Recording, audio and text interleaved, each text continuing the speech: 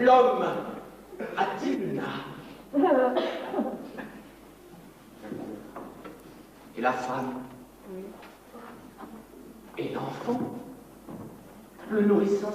Le fœtus? L'embryon? L'œuf? L'ovule? A-t-il une âme? Et le spermatozoïde? Le mignon petit spermatozoïde? Où c'est qu'il a caché sa naname, le vilain petit Mais attention, si le spermatozoïde a une âme, l'homme est porteur de 20 à 200 millions d'âmes parmi les litres de semence. Donc je pense qu'il y a des sceptiques qui, depuis des siècles, demandent dans quelle partie du corps l'âme habite. Est-ce ici que les âmes vivent? Cela expliquerait au passage que l'homme, pour assurer la pérennité d'espèces, soit obligé de s'introduire régulièrement chez la femme avec âmes et bagages. Et pour une seule âme élue, il y aurait des millions et des millions d'appelés qui viendraient directement grossir le troupeau des anges célestes. Mais alors pourquoi, cardinal, fustiger le péché de la chair? Le péché de la chair n'est-il pas une des principales causes de la natalité? Et disons même la seule. Et si la chair est un péché, que sont les os? Pourquoi Dieu passe tout son temps à nous marcher sur les os? Et les hommes qui s'obstinent à vouloir garder les os usés, on s'étonne après à signer des accidents. Pourquoi tant de morts sur les routes et sur les lits? Pourquoi tant de vieux morts sur les lits? Pourquoi tant de lits dans les hôpitaux? Pourquoi tant de silence autour des hôpitaux? Parce que les grandes douleurs sont muettes. Ne serait-ce point plutôt les morts qui sont muets?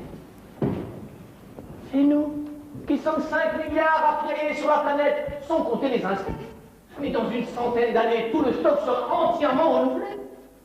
Face à une telle hécatombe, il faut traîner Dieu devant les tribunaux pour homicide, femicide, infanticide et insecticide volontaire. Mais comment appréhender Dieu? Est-il immatriculé à la sécurité sociale? Et qui Dieu prendra-t-il comme avocat?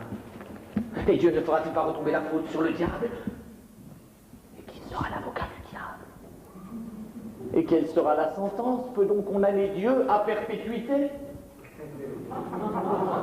La guillotine? Ah, c'est pas possible. Mais Dieu serait trop content, vous imaginez la scène? Le coup tombe, clac, la tête de Dieu roule dans un flot d'hémoglobine et on entend l'incontournable. Ceci est mon sang, prenez et buvez-en tous, ceci est mon corps, prenez et mangez-en tous. Mais ça se terminerait en orgie. Non, non, non. Non, je propose de condamner Dieu à la chaise électrique. Mais Dieu est-il conducteur? Ah, certes, on dit Dieu est lumière, mais ne dit-on pas aussi Dieu est train? Pour en finir avec Dieu, faut-il procéder à 3 exécutions? Dieu le Fils est-il responsable des agissements de son Père? Dieu le Père est-il responsable des agissements de son Fils, l'agneau de Dieu? Et avec l'Esprit Saint, comment faut-il opérer? Mais où placer les électrodes? Sans compter que pour 3 personnes, il va falloir mettre au point un canapé électrique. Et Jésus acceptera-t-il de mourir pour la 2e fois? N'a-t-il pas suffisamment porté sa croix?